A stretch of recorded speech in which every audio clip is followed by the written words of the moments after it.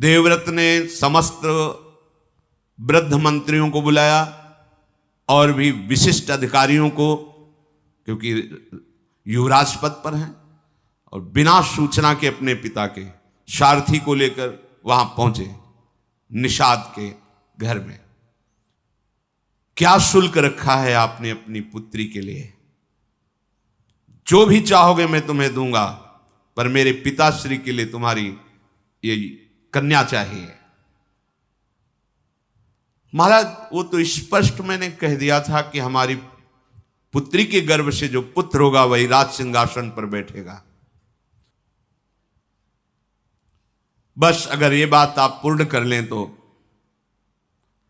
निषाद के ऐसा कहने पर समस्त मंत्रियों और राज पदाधिकारियों के सामने कहा कि मैं अपने पिता का मनोरथ पूर्ण करने के लिए ये प्रतिज्ञा करता हूं कि कभी राज सिंहासन पर नहीं बैठूंगा।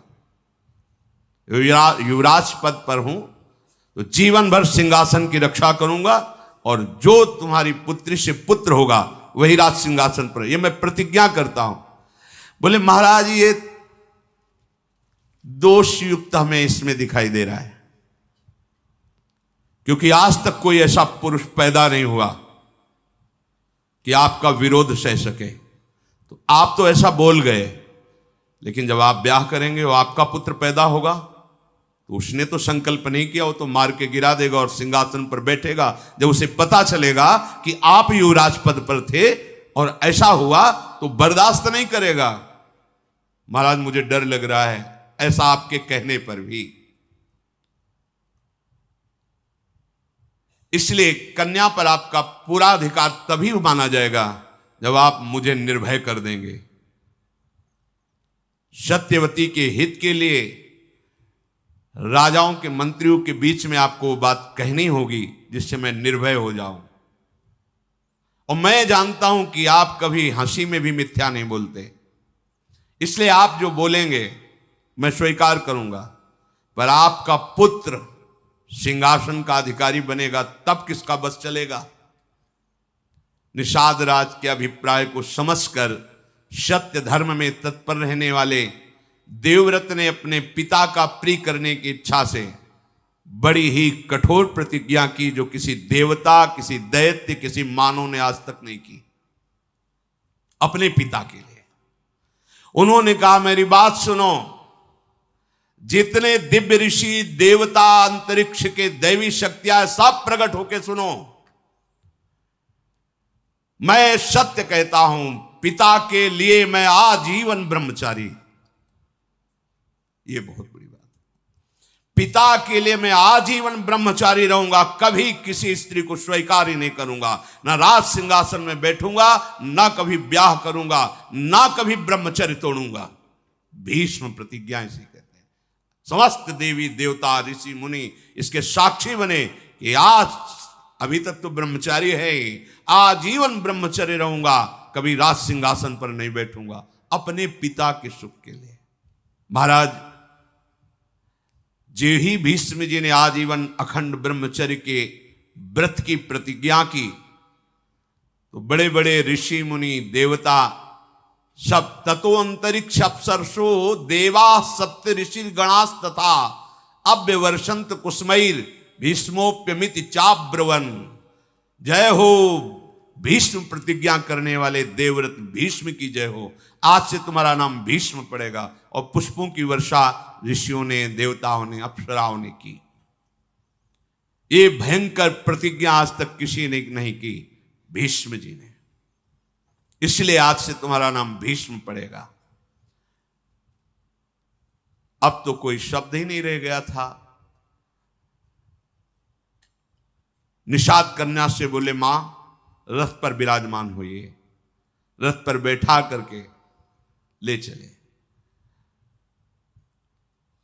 उन सत्यवती जी को जब महाराज शांतन के समीप लाए तो जैसे मछली को जल में छोड़ दे तो नवीन प्राण आ जाते हैं, ऐसे देखकर। पर आश्चर्यचकित होकर के बोले, जिसे मैं नहीं ला पाया उसे तुम कैसे ले आए? राजमंत्रियों ने बताया, महाराज ऐसी इन्होंने प्रतिज्ञा कर ली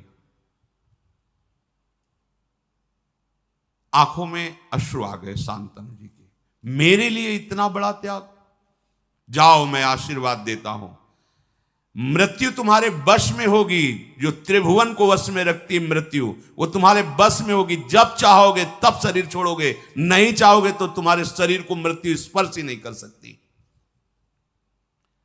मृत्यु विजयी स्वच्छंद मृत्यु का वरदान दिया। नते मृत्यु प्रभाविता यावत जीवित मिच्छसी त्वत्तो हनुज्ञाम संप्राप्य मृत्यु प्रभाविता नग। हे पुत्र, जब तक तुम नहीं चाहोगे तब तक तुम्हारे शरीर को मृत्यु छू ही नहीं सकती। मृत्यु विजयी होने का वरदान महाराज शांतनु ने दिया। सत्यवती जी महातपस्वी चेदिराज वसु की पुत्री हैं। पालन निषाद राज ने किया। शांतनु ने ज्योतिषाचार्यों से जान करके कि ये विशुद्ध वसु की कन्या है, शास्त्रीय विधि से विवाह किया, महल में विराजमान हुए। कुछ काल के पश्चात सत्यवती जी के गर्भ से शांतनु का बुद्धिमान पुत्र चित्रांगद प्रकट हुआ, जिसका नाम चित्रांगद रखा गया। बड़ा ही पराक्रमी, श्रेष्ठ पुरुषों में सम्माननीय। शांतनु ने फिर दूसरा पुत्र प्रकट किया, जिसका नाम विचित्रवीर्य हुआ। चित्रांगद और विचित्रवीर्य और भीष्म जी, गंगा से भीष्म जी और सत्यवती से चित्रांगद और विचित्रवीर्य महाराज शांतनु के प्रकट हुए। अभी विचित्रवीर्य यौवन अवस्था को भी नहीं प्राप्त हुए थे। महाराज शांतनु भगवत चिंतन करते हुए अपने शरीर को पूर्ण किया, अर्थात उनकी जीवन लीला समाप्त हुई। शांतनु के शरीर छोड़ने के बाद सारा का सारा भार भीष्म जी के ऊपर, क्योंकि अभी बालक ही थे। सत्यवती जी से सम्मति लेकर शत्रुओं का दमन करने वाले भीष्म जी ने चित्रांगद को राज्य पर बिठाया, राज सिंहासन पर चित्रांगद नवीन अवस्था थी, इसलिए वह अभिमान को शासन में नहीं कर पाए, क्योंकि ऋषि कुल में तो रहे नहीं, राजमहल में रहे तो इतना अभिमान बढ़ गया था कि जो भी सामने बात करता हस्तिनापुर के और संरक्षक भीष्म जी, वो सबका अपमान करके व्यवहार करते। और भीष्म जितने महान होते हुए बस इतना ही कह देते थे कि नहीं वत्स, सम्मान पूर्वक व्यवहार करना चाहिए, क्योंकि राजा पद पे हैं तो डांट नहीं सकते, पहले जाके सर झुकाना होगा। कोई भी मनुष्य हो, देवता हो, असुर हो, सबका आक्षेप करना, सबको अपमानित करना, चित्रांगद ने अपना ऐसा स्वभाव। तो एक गंधर्वराज का नाम था चित्रांगद, गंधर्वों का राजा था। वो एक बार सभा में आया, कहा राजकुमार मेरे जैसा कोई नाम धारण करे तो उसको मेरे से युद्ध करना होगा, मेरे पर विजयी हो तभी वो चित्रांगद नाम धारण कर सकता है, अन्यथा नहीं। मेरा नाम चित्रांगद है, मैं गंधर्वराज हूं, तुम्हें युद्ध के लिए ललकारता हूं। और धर्म ये कहता है जिसके लिए युद्ध ललकार हो वही लड़ेगा, ऐसा नहीं कि भीष्म जी लड़ लें।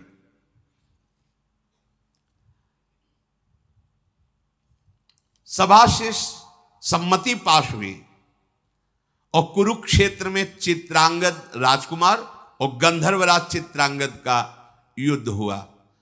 अब वो माया युद्ध का स्वामी चित्रांगद, जो गंधर्वराज है, मार डाला चित्रांगद राजकुमार को।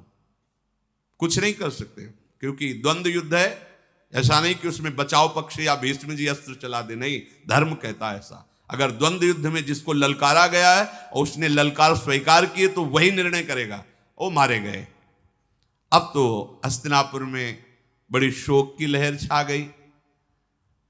चित्रांगद के मारे जाने पर शांतनुनंदन भीष्म जी ने उनकी अंत्येष्टि क्रिया कराई।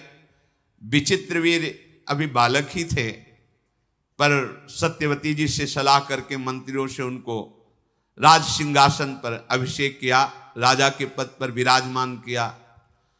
भीष्म जी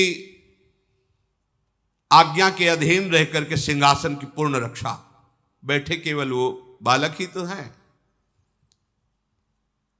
चित्रांगद के मारे जाने पर विचित्रवीर्य अभी बहुत छोटे थे, पर राज्य का भार अर्थात सिंहासन पर उन्हें विराजमान किया गया। भीष्म जी रक्षा करते। अब धीरे धीरे नवकिशोर अवस्था आई। सत्यवती जी ने कहा कि भीष्म, इनके ब्याह की व्यवस्था तुम्हें करनी पड़ेगी, क्योंकि प्रायः ये बात थी कि निषाद कन्या से महाराज शांतनु ने ये पुत्र प्रकट किए, तो जैसे कोई बड़े बड़े राजा लोग स्वयंवर करते तो प्रायः निमंत्रण आदि के लिए। भीष्म जी से सत्यवती जी ने कहा कि इनके ब्याह की व्यवस्था करनी होगी। गुप्तचरों ने बताया कि काशी में स्वयंवर की रचना हो रही है। काशी राज की तीनों कन्याएं स्वयंवर में वर का वरण करेंगी। भीष्म जी ने माता सत्यवती से कहा कि मुझे ही जाना पड़ेगा। आज्ञा ली। महारथियों में श्रेष्ठ शत्रु विजयी भीष्म अकेले सारथी को लेकर के वाराणसी पहुंचे और स्वयंवर सभा में जब प्रवेश किया तो बहुत से राजा बैठे हुए थे। सब देख के तालियां बजा के हंस दिए, वाह बाल ब्रह्मचारी, अब ब्याह का मन हुआ है, क्योंकि स्वयंवर में तो वही आएगा जिसका ब्याह का। अरे भाई, हम तो बड़ा सम्मान करते थे कि शांतनु नंदन भीष्म की अमोघ प्रतिज्ञा है, और ये क्या हुआ, ये तो यहां स्वयंवर में ब्याह करने के लिए आ गए। और खूब हंसी मजाक राजाओं ने। जब ऐसी हंसी उड़ाने लगे तो भीष्म जी बड़े धर्मात्मा थे। कहा कि तुम लोगों की निर्लज्जता से हमें कोई फर्क नहीं पड़ता है, तुम व्यर्थ में उपहास मत करो। मैं हस्तिनापुर सिंहासन की तरफ से आया हूं। महाराज विचित्रवीर के लिए इन कन्याओं को स्वयंवर से अपहरण करके ले जाऊंगा। तुम में जिसकी सामर्थ्य हो, तो मैं हस्तिनापुर की तरफ से हूं। मैं अपने लिए स्वयंवर में नहीं आया, मैं हस्तिनापुर सिंहासन की तरफ से आया हूं। सिंहासन में विराजमान महाराज विचित्रवीर के लिए इन कन्याओं को मैं बलपूर्वक अपहरण करके ले जाऊंगा। तुम में जिसकी सामर्थ्य हो, मुझसे युद्ध करे। मैं धर्म के अनुसार हर कार्य करता हूं। सभा में भीष्म जी ने कहा, कई प्रकार के विवाह होते हैं जिनको मुझे पता है, मैंने धर्मशास्त्रों का गुरुजनों से स्वाध्याय किया है। कन्या को यथाशक्ति वस्त्राभूषणों से विभूषित करके गुणवान वर को बुलाकर उसे कुछ धन देकर उसके साथ ब्याह करना, ब्राह्मणों की उपस्थिति में, उसे ब्राह्म विवाह कहते हैं। और धन नियत करके कन्यादान करना, धन ले करके कन्यादान करना, उसे आसुर विवाह कहते हैं। बलपूर्वक कन्या का अपहरण करना, उसे राक्षसी विवाह कहते हैं। और वर और कन्या की ही परस्पर केवल अनुमति से विवाह होना गांधर्व विवाह कहलाता है। अचेत अवस्था में पड़ी हुई कन्या को उठा ले जाना और विवाह कर लेना, उसे पिशाच विवाह कहते हैं। कुछ लोग वर और कन्या को एकत्र करके स्वयं उनसे प्रतिज्ञा कराते हैं कि हम दोनों गारस्थ धर्म का पालन करेंगे। फिर कन्या का पिता दोनों की पूजा करके अलंकार युक्त कन्या का वर के लिए दान करता है। ये प्राजापत्य विवाह कहलाता है। कुछ लोग आर्ष विधि करके ऋत्वज को कन्या देते हैं। इस प्रकार विवाहित होने वाले दैव विवाह की रीति से वो पत्नी प्राप्त, इसे दैव विवाह कहते हैं। ये 8 प्रकार के विवाह का वर्णन मैंने किया। मुझे धर्म का ज्ञान है। क्षत्रिय स्वयंवर की प्रशंसा करते हैं और स्वयंवर में बलवान राजा जबरदस्ती उन राजकुमारियों का अपहरण करके ले जाए, ऐसी विधान है। इसलिए धर्म के अनुसार मैं इन कन्याओं का अपहरण करता हूं अपने महाराज विचित्रवीर के लिए। ऐसा नहीं कि धर्म के विरुद्ध आचरण का। भूमि पालो, तुम लोगों की भुजाओं में यदि बल हो तो मुझे पराजित करो और इन कन्याओं को छीन लो। केवल हंसी मजाक करने से बात नहीं होती। मैं युद्ध के लिए संपूर्ण राजाओं को एक साथ निमंत्रण देता हूं कि इन 3 कुमारियों को बैठा लिया, अब जिसकी भुजाओं में बल हो, मैं अकेले हूं, छुड़ा लो। भीष्म जी की बात सुनकर जितने वहां कन्या को प्राप्त करने के लिए राजा राजकुमार आए थे, सब ने अपने अपने कवच बांधने शुरू किए, भुजाओं में ताल ठोक करके भीष्म जी से लड़ने के लिए चले। जल्दीबाजी में कोई इधर कवच बांध रहा है, कोई उधर कवच बांध रहा है, मानो आकाश मंडल से तारे टूट पड़ रहे हो, ऐसे राजा चमकते हुए मुकुट, धनुष बाण भीष्म जी को घेर लिया। क्रोध में भर करके, भवें टेढ़ी करके चारों तरफ से ऐसे बाण वर्षा करने लगे जैसे वर्षा में पानी की बूंदें गिरते हैं। भीष्म जी ने दिव्यास्त्र के द्वारा सब बाणों को भस्म कर दिया। रोंगटे खड़े हो गए राजाओं के, एक साथ इतने राजाओं का आक्रमण।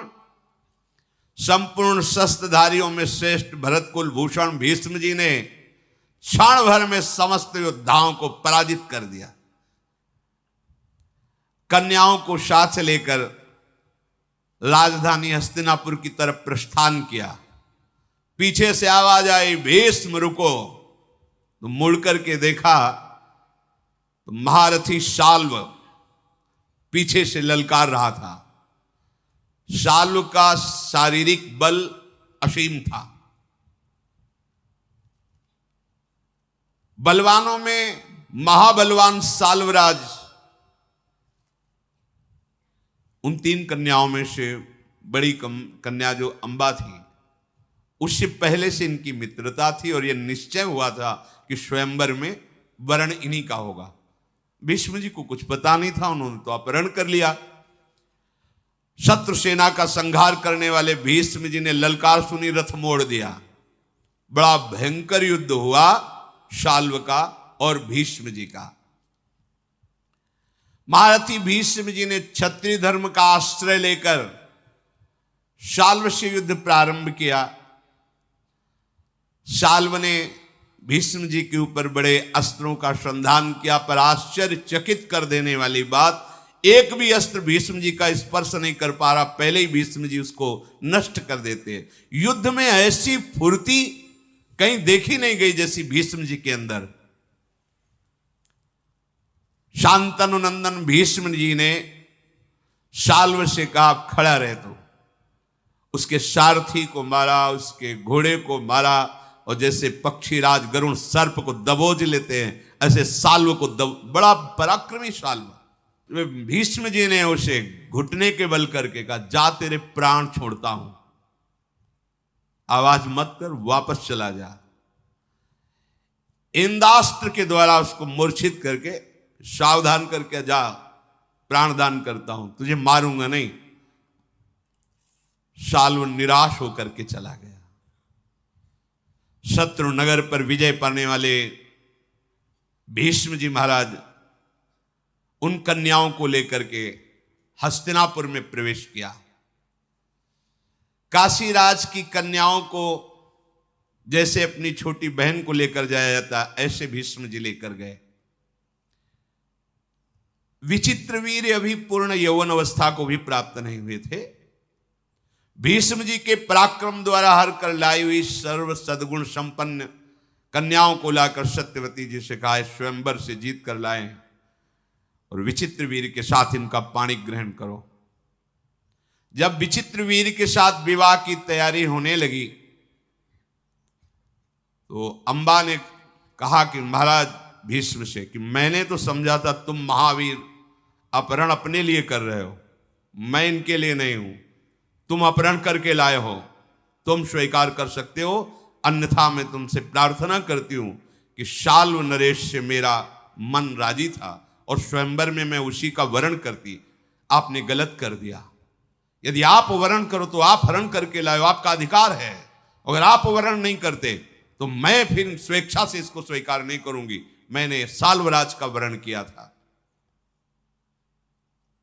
धर्मज्ञ भीष्म जी ने ये बात जब सुनी तो भीष्म जी ने कहा, मुझे पता नहीं था।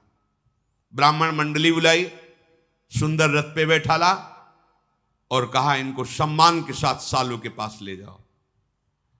स्वयं धर्म के ज्ञाता थे, अब जो शेष दो कन्याएं बची, अंबिका और अंबालिका, भीष्म जी ने शास्त्रोक्त विधि के अनुसार विचित्र वीर के साथ पाणी ग्रहण, वो बहुत प्रसन्न हुई। विचित्र वीर्य समझ नहीं पाए कि कैसे गृहस्थ धर्म में चला जाता है। नवीन अवस्था थी और वो सुंदरी कन्याएं जो पत्नी के रूप में मिली, विचित्र वीर्य अश्विनी कुमार के समान सुंदर थे। वो कन्याएं भी सुखी हुई कि चलो हमें ऐसा पति मिला, चक्रवर्ती सम्राट पद पे हैं। पर महाराज वो एकांत सेवन में ही अपना समय नष्ट करने लगे। विचित्र वीर्य उन दोनों पत्नियों के साथ वर्षों तक एकांत में ही रहे। इससे क्या हुआ, असंयम के कारण रागक्षमा रोग हो गया। अधिक स्त्री संयोग के कारण एकांत स्थान में वो ये समझ नहीं पाए कि गृहस्थी धर्म की भी कला है। ऐसे नहीं कि आप असंयमित होकर व्यवहार करें, नहीं, शास्त्र मर्यादा के अनुसार चले। इसीलिए पहले गुरुकुल भेजा जाता था, गुरुजनों से शास्त्र स्वाध्याय फिर गृहस्थ में जाया जाता था। ब्रह्मचर्य जीवन है, ब्रह्मचर्य त्याग ही मृत्यु है। जो ब्रह्मचर्य का खिलवाड़ करते हैं गृहस्थ धर्म में, ऐसा नहीं कि आप जैसा चाहो वैसा बर्ताव करो, ऐसा नहीं, एक संयम है। ब्रह्मचर्य ही जीवन है और ब्रह्मचर्य नाश ही मृत्यु है। ये चक्रवर्ती सम्राट पद पर है, किसी भी तरह की कोई असुविधा नहीं। राज वैद्यों के द्वारा इनका भोजन परीक्षण करके ही भेजा जाता है। ऐसे पवित्र और सुंदर वंश में प्रकट हुए, ऐसे कामासक्त हो गए कि जिस दिन से ब्याह हुआ एकांत सेवन ही और राजक्षमा रोग उनको हो गया। अब तो बड़े विश्वसनीय वैद्यों ने पूरी चेष्टा की राजक्षमा निवारण की, पर नहीं हो पाई। देखो, एक मन अन्न पाने पर 40 किलो सब भोजन, जब 40 किलो भोजन हमारा लीवर पचाता है तो एक बार संतान उत्पन्न करने योग्य ब्रह्मचर्य पुष्ट होता है, एक बार। अब जो मनमानी आचरण कर रहे हैं, अब आप इसी से अनुमान लगा जी, फिर हड्डियों से भी सब, फिर वो दुर्दशा अभी नहीं समझ में आएगी, यौवन अवस्था है, आगे चलकर समझ में आएगी, जीना मुश्किल हो जाएगा। मन शांत तन शांत। देखो ना, वैद्यों ने बहुत उपाय किया पर नहीं हो पाया। यौवन अवस्था आते आते महाराज का जीवन सूर्यास्त हो गया। विचित्र वीर्य पधार गए, हाहाकार मच गया, क्योंकि चित्रांगद को गंधर्वराज चित्रांगद ने मार दिया और विचित्र वीर्य कामाशक्ति में पधार गए। सिंहासन पर बैठने वाला कोई नहीं। गंगानंदन भीष्म जी ने अंत्येष्टि क्रिया की और शोक में डूब गए। अब क्या होगा?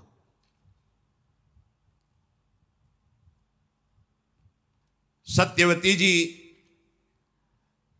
भीष्म जी से कहा,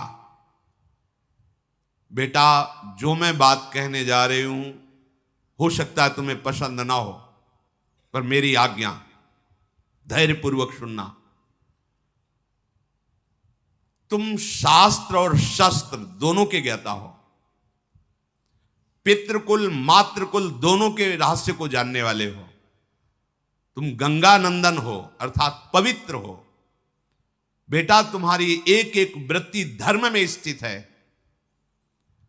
पर अब मैं बात जो बार बार लड़खड़ा रही है कहने से, जो मैं बात कहने जा रही हूं वो धैर्यपूर्वक सुनना। सिंहासन खाली है। विस्तृत और संक्षेप दोनों से धर्म का रास्ते तुम जानते हो। श्रुति और वेदों को तुम जानते हो। तुम्हारी धर्मनिष्ठा, सदाचार, संयम और तुम्हारी बुद्धि शुक्राचार्य और बृहस्पति जैसी है। इसलिए धर्मात्माओं में श्रेष्ठ भीष्म, तुम्हें मैं जिस कार्य में लगाना चाहती हूं, कहने में संकोच हो रहा है, पर मैं आशा करती हूं मेरी आज्ञा का पालन करोगे। तुम्हारा भाई ही है विचित्र वीर्य। छोटी अवस्था में शरीर छूट गया, कोई पुत्र नहीं हुआ, ये दोनों सुंदरी राजकुमारियां जो विचित्रवीर की पत्नी बनी, अभी युवावस्था को है। भारत हमारे कुल की संतान परंपरा को सुरक्षित रखने के लिए तुम्हें मेरी ये बात माननी है कि इनके गर्भ से पुत्र उत्पन्न करो, क्योंकि तुम मेरे बेटा ही हो। पिता और माता दोनों का अधिकार होता है। पिता शांतनु, तुम्हारी मां गंगा, तो उन्हीं के समान मैं हूं। सत्यवती जी ने कहा, महाबाहो विचार करके ये धर्म कार्य है, तुमको ऐसा करना चाहिए। अभिषेक कराओ, सिंहासन पर विराजमान हो और आगे के लिए संतान उत्पन्न करो। बड़े बड़े विद्वानों मंत्रियों के बीच में सत्यवती जी ने ऐसी बात कही। धर्मात्मा भीष्म जी ने कहा, मां तुम्हारा कहना बनता है, परंतु मैं राज्य के लोभ से क्या बात, मैं कभी जीवन में अपने ब्रह्मचर्य को खंडित नहीं कर सकता। तीनों लोगों का राज्य प्राप्त हो रहा तो भी मैं तिलक नहीं लगवा सकता सिंहासन के लिए। जो प्रतिज्ञा की किसी भी स्थिति में नहीं तोड़ सकता। तीनों लोगों का राज्य, देवताओं का साम्राज्य और समस्त सुख एक साथ मेरे सामने आ जाए तो भी मेरी सत्य प्रतिज्ञा को तोड़ दे असंभव, ऐसा नहीं हो सकता। मैं प्राण त्याग सकता हूं, सत्य को नहीं। यह महाभागवत की स्थिति, सत्य को नहीं। पृथ्वी अपना गंध छोड़ सकती है, जल अपने रस को छोड़ सकता है, तेज रूप को, वायु स्पर्श को, लेकिन भीष्म अपनी प्रतिज्ञा को नहीं। सूर्य की गति बदल सकती है, अग्नि शीतल हो सकता है, चंद्रमा शीतलता का त्याग कर सकता है, इंद्र का पराक्रम फीका पड़ सकता है, धर्मराज धर्म की उपेक्षा भी कर दे तो भी भीष्म अपनी प्रतिज्ञा को कदापि नहीं तोड़ेगा।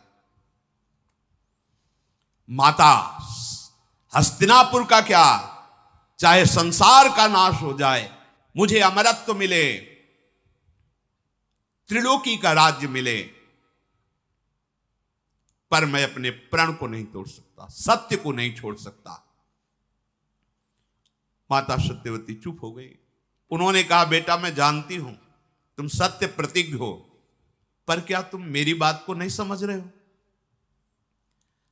परंतु अगर मेरी बात को समझ रहे हो तो कोई तो उपाय होगा।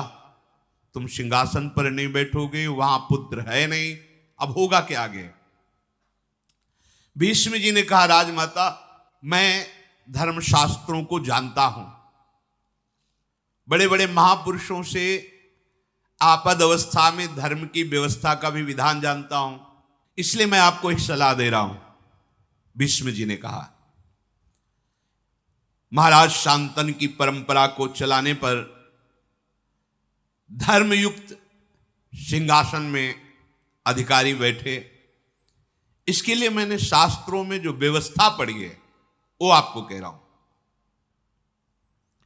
शास्त्रों में कहा गया है, विधवायाम नियोगार्थे निवृत्तेतु यथा विधि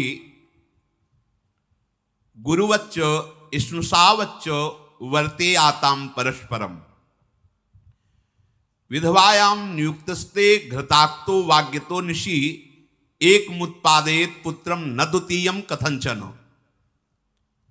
तपस्वी ब्रह्म ऋषि के द्वारा वो बीभत्स रूप बनाकर दुर्गंध युक्त शरीर को करके राज सिंहासन चलाने के लिए केवल एक पुत्र पैदा कर सकता है, जो कभी मिला ना हो और कभी मिले ना। और तपस्या से युक्त जितेंद्रीय ब्रह्म ऋषि, ऐसे ब्रह्म ऋषि को राजी कर लिया जाए और संतानोत्पत्ति के लिए एक बार ऐसा संयोग कराया जाए, शास्त्र का ऐसा आदेश है। तब सत्यवती जी ने कहा कि बेटा तुम पुत्र हो, इसलिए मैं लजाती हुई तुमसे कहती हूं कि मुझे किसी और ब्रह्म ऋषि के ढूंढने की आवश्यकता नहीं है। हमारे गर्भ से एक प्रकट हुआ है जिसका नाम श्री कृष्ण द्वैपायन व्यास है, जिसको केवल भगवान पाराशर ही जानते हैं, दूसरा नहीं जानता अभी तक। अगर तुम्हारी सलाह हो तो मैं अपने बेटा व्यास को बुलाऊं, फिर उसको आज्ञा करूं, क्योंकि उन्होंने कहा था कि जिस समय तुम चिंतन करोगे मैं चिंतन करते हुए उपस्थित हो जाऊंगा। भीष्म जी ने कहा, सुना है महर्षि व्यास वो तो समस्त वेदों की वो प्रकट करने वाले, वो तो भगवत स्वरूप हैं। ये तो माता बहुत सुंदर बात हुई, आप भगवान व्यास जी का जरूर चिंतन कीजिए। मुनिवर श्री कृष्ण द्वैपायन व्यास का चिंतन किया। जे ही चिंतन किया तो वेदों के श्लोकों की गूंज करते हुए भगवान व्यासदेव जी वहीं प्रकट हो गए। भगवान के अवतार हैं, श्याम शरीर विशाल नेत्र। कहां से आए किधर से आए कुछ पता नहीं, वहीं प्रकट हो गए। जी सत्यवती ने देखा, दौड़ करके हृदय से लगा लिया, पुत्र है।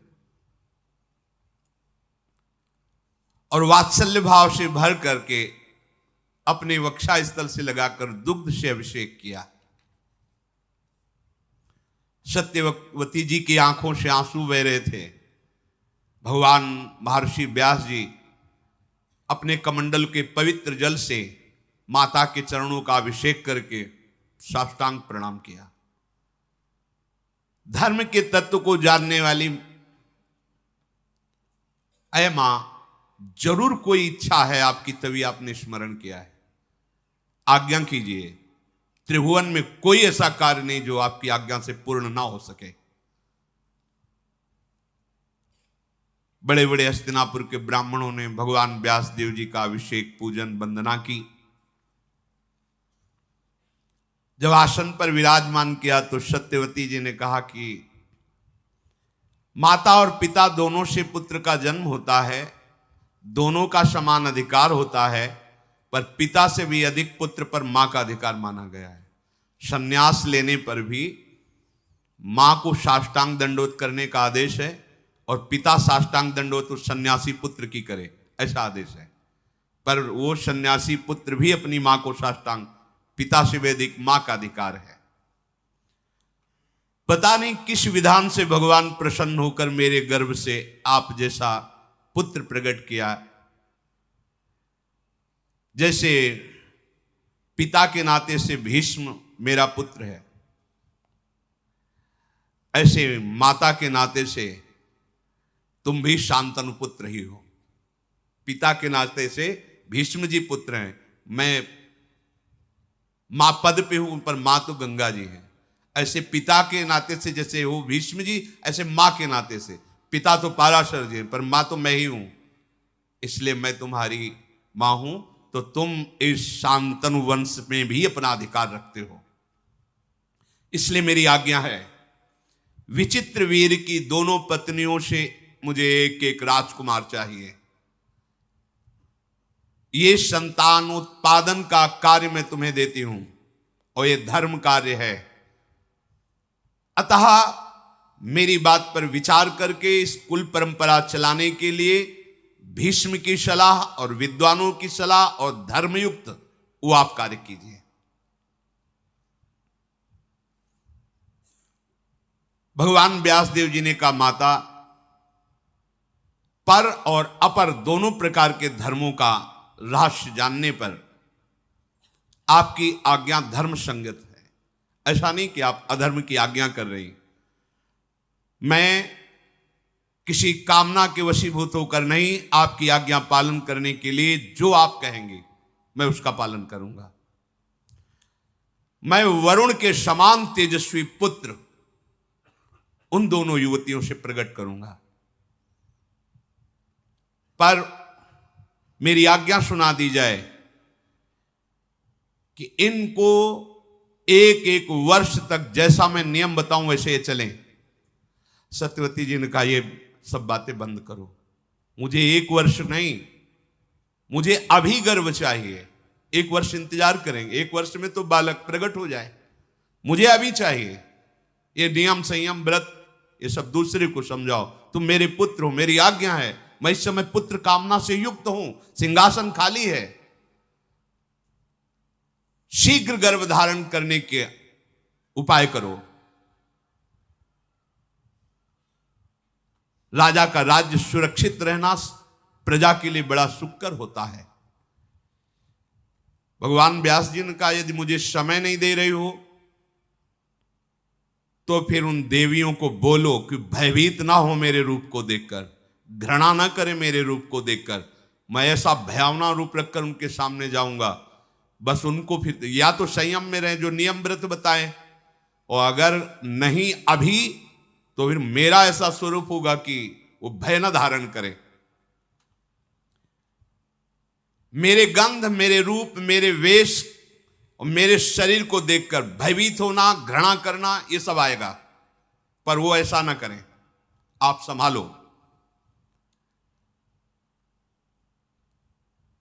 ऐसा कहने के बाद महातेजस्वी मुनिश्रेष्ठ व्यास जी भगवान सत्यवती से शुद्ध वस्त्र श्रृंगार धारण कराओ और उनको बैठा लो। सत्यवती जी ने अंबिका बालिका को पुष्ट किया कि हमारे ही पुत्र हैं, भगवान व्यास देव जी हैं, सामने आएंगे, तुम्हें भयभीत नहीं होना, तुम्हें घृणा नहीं करनी, उनका इतना भी विभत्स रूप बना के आएंगे। बहुत तैयार किया, राज सिंहासन पर बैठने के लिए अधिकारी चाहिए।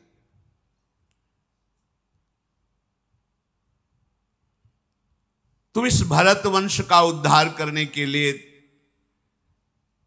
इतना मन में हिम्मत रखना कि भगवान व्यास जी के प्रति कोई घृणा भाव या भय भाव ना आने पावे। धर्म का आचरण करने वाली सत्यवती जी ने अपनी वधुओं को तैयार किया। भगवान व्यास देव जी पधारे, सत्यवती फिर गई और कहा सावधान, भयभीत मत होना, घृणा मत करना। भीष्म आदि बड़े बड़े सब महारथी पवित्र ब्राह्मण जन सब भगवत चिंतन कर रहे हैं कि भगवान राज सिंहासन के योग्य जो पुत्र चाहिए वो भगवान व्यास देव जी की कृपा से वो भयभीत ना हो जाए। सत्यवादी भगवद अवतार महर्षि व्यास जी अंबिका के महल में गए, शरीर से दुर्गंध फैला दी। जैसे ही प्रवेश करें दुर्गंध पूरे महल में उनके शरीर से, ऐसा घृणित घी ये सब ऐसे लगा कि दूर से ही घृणा पैदा। वो राजकुमारियां, ऐसा भयावह रूप, बस केवल दीपक का प्रकाश, कोई और प्रकाश नहीं। दीप वैसे ही कृष्ण वर्ण, श्याम वर्ण, वैसी बीभत्स रूप। व्यास जी के शरीर का रंग, उनकी जटाएं, आंखें दीपक किलो में पिंगल वर्ण की तेजस्वी आंखें चमक रही, दुर्गंध वैसे ही आ रही। वो भयावह रूप देख करके भय से युक्त होकर के अंबिका ने आंखें बंद कर ली। व्यास भगवान बाहर निकले। सत्यवती जी ने आकर पूछा, बेटा अंबिका को गर्भधारण होगा, उनके राजकुमार होगा? तो उन्होंने कहा, माता 10,000 हाथियों का उसकी भुजाओं में बल होगा, बड़ा विद्वान होगा, राजर्षियों में श्रेष्ठ होगा, परम सौभाग्यशाली होगा, महापराक्रमी होगा, अत्यंत बुद्धिमान होगा, पर आंखों से अंधा होगा। क्योंकि भयवश कहा था भयभीत मत होना, वो रूप ही बना के गए थे और संकल्प किया। महापुरुषों में बड़ी सामर्थ्य होती है, जिनके संकल्प से अनंत ब्रह्मांडों का सृजन होता है। तो 2 गर्भों को धारण कराना कौन सी बात होती। पर वो सामने जे गए, भयभीत होकर आंख मूंद ली तो बताया सब होगा पर अंधा होगा। व्यास जी की बात सुनकर माता ने कहा कि कुरुवंश का राजा अंधा, ये उचित नहीं है। नहीं नहीं, ऐसा नहीं।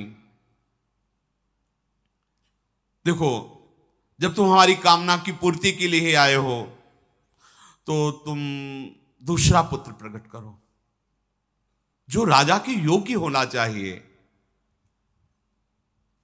भगवान व्यासदेव जी अंतर ध्यान हो गए। कुछ समय बाद पुत्र प्रकट हुआ जो आंखों से अंधा, शरीर से अष्टपुष्ट। सत्यवती जी ने भगवान व्यासदेव जी का चिंतन किया, कहा नहीं नहीं नहीं, बिल्कुल नहीं, हमें पुत्र चाहिए जो सिंहासन के योग्य हो। फिर व्यास जी को तैयार किया और दूसरी, क्योंकि शास्त्रीय विधान एक ही बार पुत्र प्रकट करने का, दूसरी पत्नी को जो विचित्र वीर की थी तैयार किया। महर्षि फिर उसी रूप में सामने गए, वो भयंकर नेत्र तेज पीली पड़ गई, पूरा शरीर एकदम भयवश एकदम पांडुवर्ण पीली, कांतिहीन पांडुवर्ण की हो गई, आंखें तो खुली रखा, भयभीत विषादग्रस्त। भगवान व्यासदेव जी बाहर आए। सत्यवती जी ने पूछा, बेटा बालक? हां, बलवान होगा, नेत्रवान होगा, पर पांडु रोग से ग्रसित होगा, पांडुरंग का ही होगा। अब क्या करें? इसका नाम पांडु होगा। और भगवान व्यासदेव जी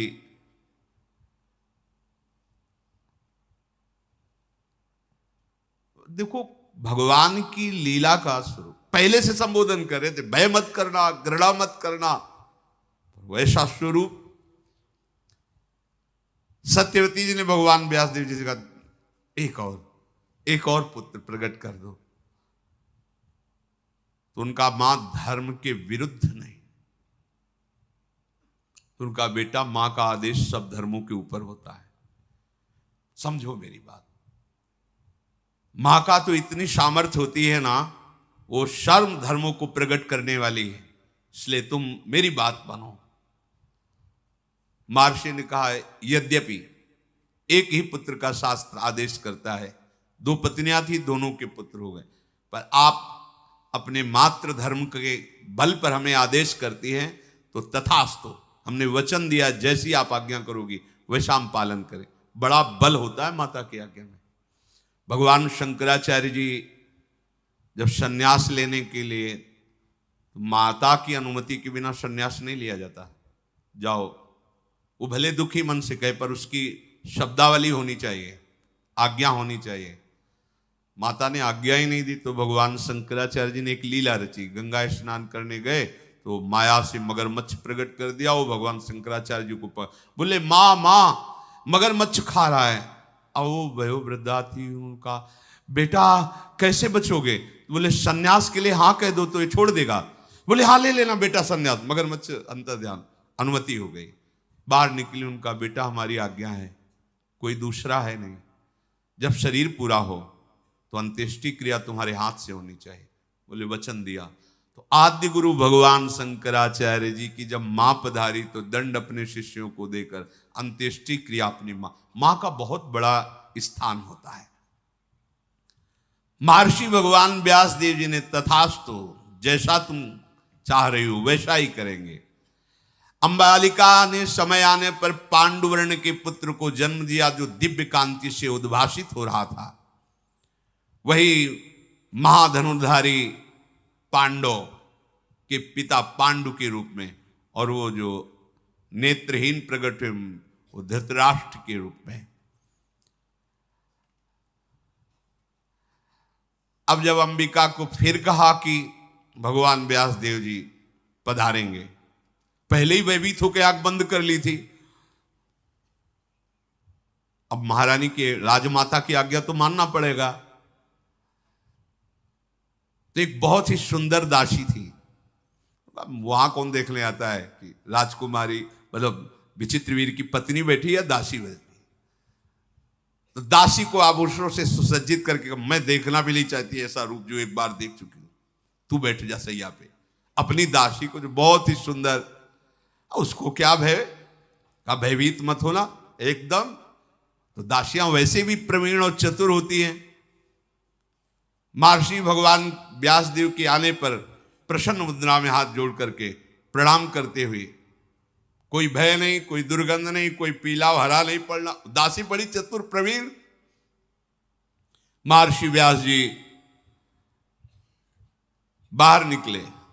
सत्यवती जी ने कहा, बालक कैसा होगा? तो उनका दासी पुत्र होगा। दासी पुत्र कैसे? तो बोले दासी तो विराजमान थी, वो दोनों राजपत्नियां थोड़ी थी।